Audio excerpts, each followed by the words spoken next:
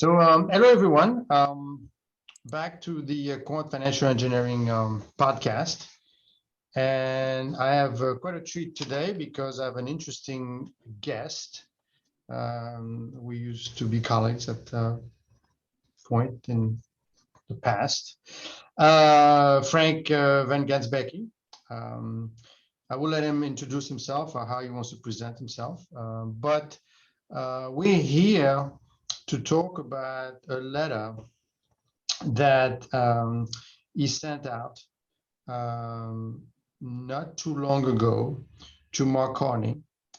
And he basically states that, in your open letter to the Financial Times, you declare that the world of finance will be judged on a 100 trillion climate challenge. Just to give you a feel for what this discussion is going to be about, right? So, Frank, why don't you tell us a little bit about yourself so the audience can place you, and then tell us about this letter and why the letter and what are some of the efforts that you have underway right now. Okay, so first of all, thank you, Patrick, and welcome everybody on this podcast. It's a true pleasure to join in. As a short and brief introduction, so I'm professor of the practice at Middlebury College, and there I teach mostly finance-related courses such as Intro to Finance, Investment Management, Carbonomics and Renewable Energy, Capital Markets. And next to that, I'm occasionally writing articles or contributing to Forbes Online, of which, Patrick just mentioned and referenced the article. And I do also board advise NGOs and fintech companies who act and work on the nexus between sustainable development and the fintech space. So that's as a introduction to my qualifications. And maybe as a follow-up on your elements or your introduction where you were referencing the article, in terms of magnitude, so 130 trillion is a large amount. So just, to share with your audience the magnitude. So currently the global GDP, give or take, the impact of COVID is around 100 trillion a year. So the combined goods and services that are being produced on a global scale are in the range of 100 trillion. So we're talking about 30% more. And that's the ambition that Mark Carney actually set aside, that is needed in order to address the climate change challenge.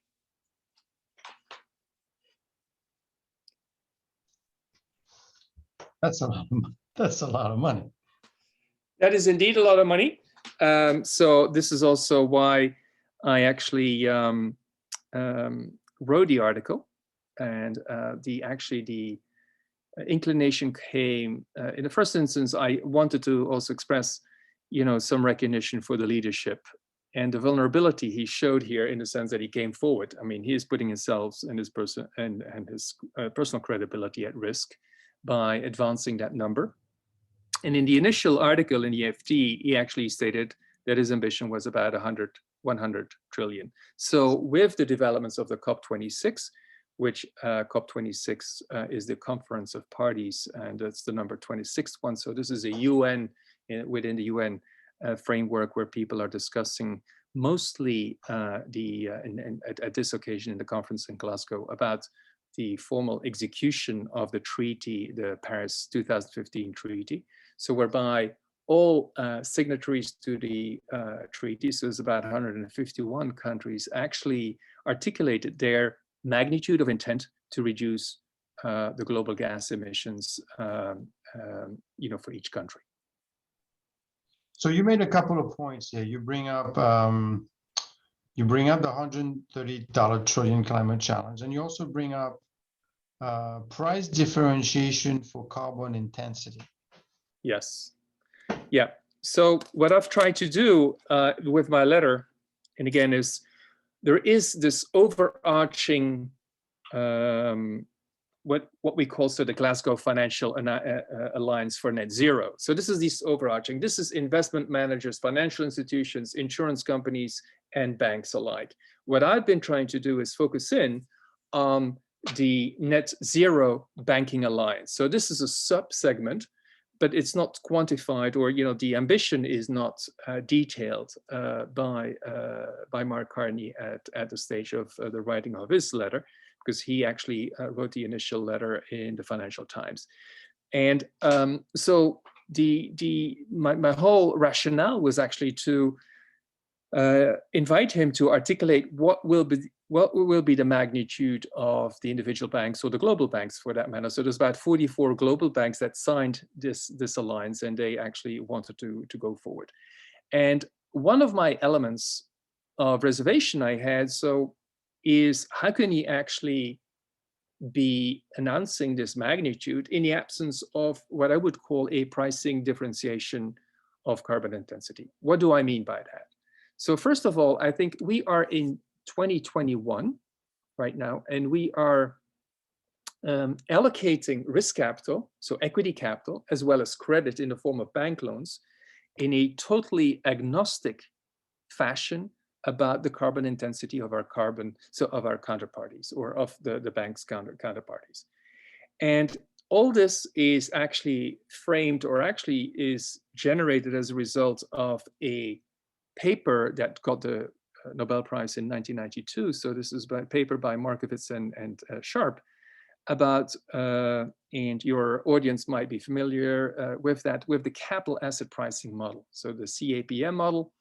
And so this is mostly used by investment banks, private equity firms, to actually assign the cost of capital, so the cost of capital for allocating risk capital into investments, right? So, and we have this kind of neat calibration of the cost of capital, but again, we are doing it in 1992 in a totally, as I said, agnostic manner of the carbon consumption. So one of my elements in here in this letter is actually inviting, Mark Carney and the 44 global banks to actually start considering, how we can actually amend this capital asset pricing model. How can we actually fine tune that capital asset pricing model to start including the carbon intensity of your counterparty? And by extension, you could also say the pollution intensity of your counterparty, right? So right now, if you extend a equity capital to Exxon, or you do it, for example, to a B certified kind of company that is listed on the stock exchange, there is no differentiation for the respective carbon footprint. And this is something that, I'm inviting, again, Mark Carney to reconsider.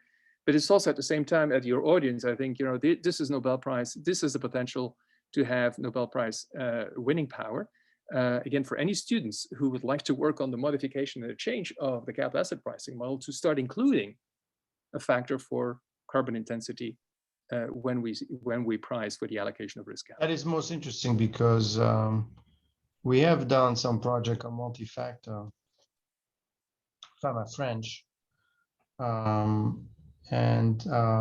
Yes, I mean, so that would impact equity then, because you would raise, obviously, the cost of capital go up. I mean, I'm seeing here, to be fully aligned, the risk weight for the new oil and gas exploration should be calibrated to 1,250%.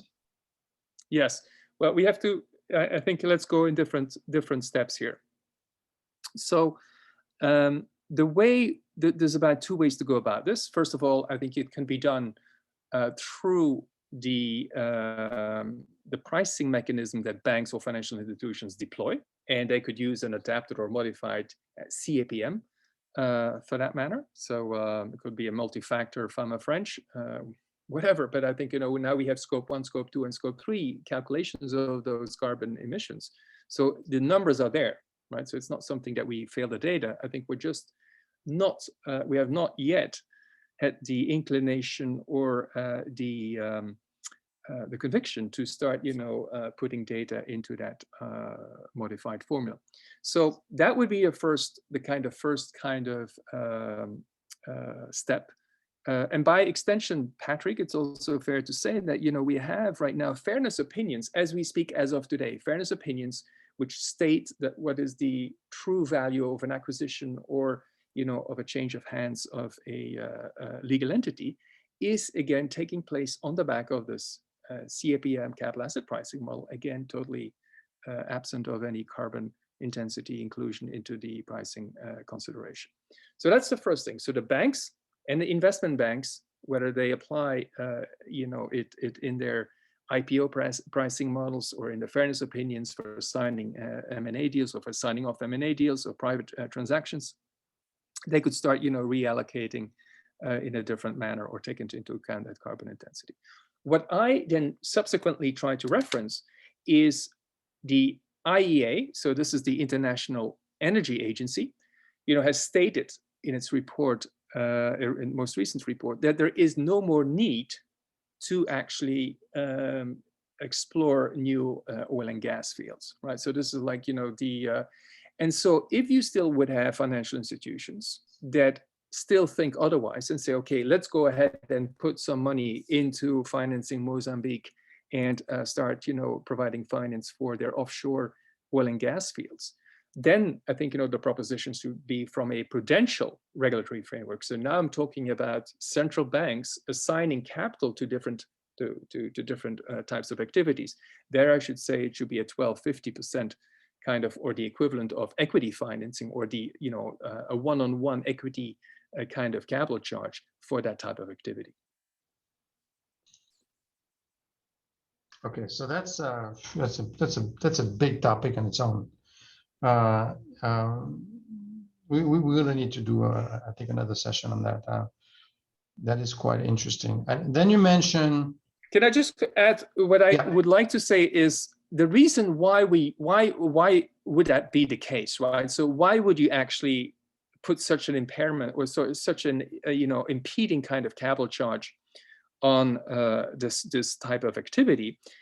I think it's coming from, as I said before, we have the prudential regulatory framework. So it's central bank kind of authority. It's under the central bank's authority. But the fact is, right now, we have this consideration that central banks should, deal with, the control of inflation. And right now we have inflation to the tune of 5 to 6%. So I think it's, but the fact is, by extension, we have to ensure too that there is market stability. And if we look at all these models that actually are being generated either by the IEA or by the IPCC, so the Intergovernmental Panel on Climate Change, we see all this major risk of, the climate risk that is actually moving our way. And so it is also from a prudential kind of prudential monetary framework, from a central bank's perspective, it is of utmost importance to make sure that those activities that actually could still contribute to making things worse, that we contain it, that we abate it, and even to the extent possible, negate it. So again, that's the reason why, such a heavy capital charge is being considered for new exploration of oil and gas fields. Okay. You also have a section on solvency and stress testing. Mm-hmm. Yep. Yeah. So banking in its essence is nothing else than if you're a CEO or part of a C-suite of a bank, you actually are making sure that the triangle, so there's 3 elements that need to be optimized. So we have liquidity, solvency, and profitability, right? So, and in the solvency manner, right now, it is fair to say that initial stress tests, which are being calibrated by the Fed of New York and by Nobel Prize winner Engel from New York University, from Stern, actually indicate, and these are very, you have to stress, these are very prudential numbers that, and this is only taking into account transition risk, not even physical damage risk, but transition risk. So the result that banks have exposure as a result of changing business models. People are moving away from an intensive kind of carbon industry, moving to more nimble carbon footprint industry. So you will have changes in price, for amongst others, your oil and gas assets. So, and just focusing on this transition risk, their first estimates have actually reflected a 20% reduction in capital. So this is, at current levels of capital, means about 70 billion shortfall in capital. And that's, just focusing on transition risk.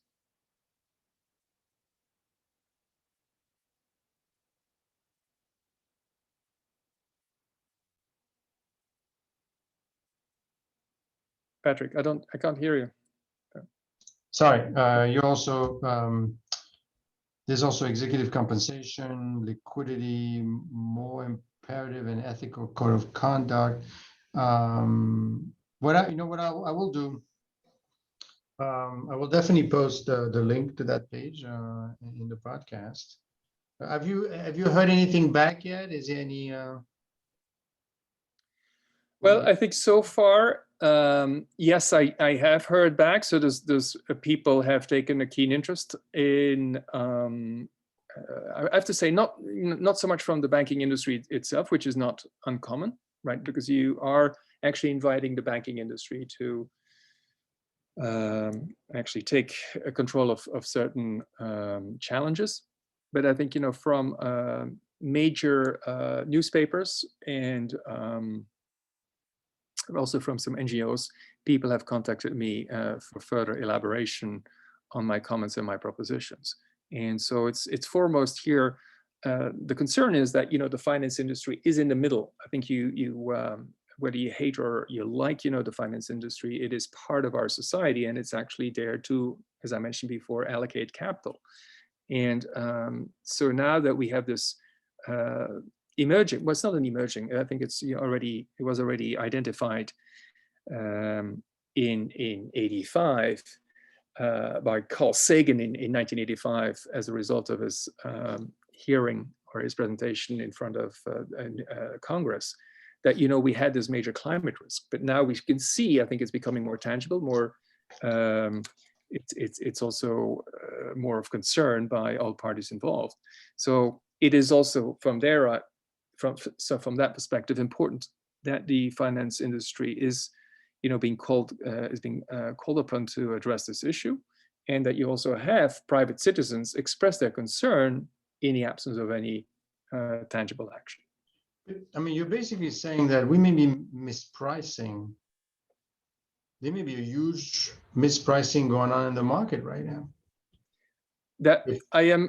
This is not an assumption. I would like here. I would even put my personal credibility at stake. I think there is a major mispricing in the sense that, we use all types of variables to include, whether it's labor developments, your salary developments, price inflation, monetary aggregates, but we have not, or we have failed, or we have deliberately ignored the scientific evidence relating to the carbon intensity in our atmosphere, and for whatever reason, it might be as a result of some very heavy or hefty lobby work.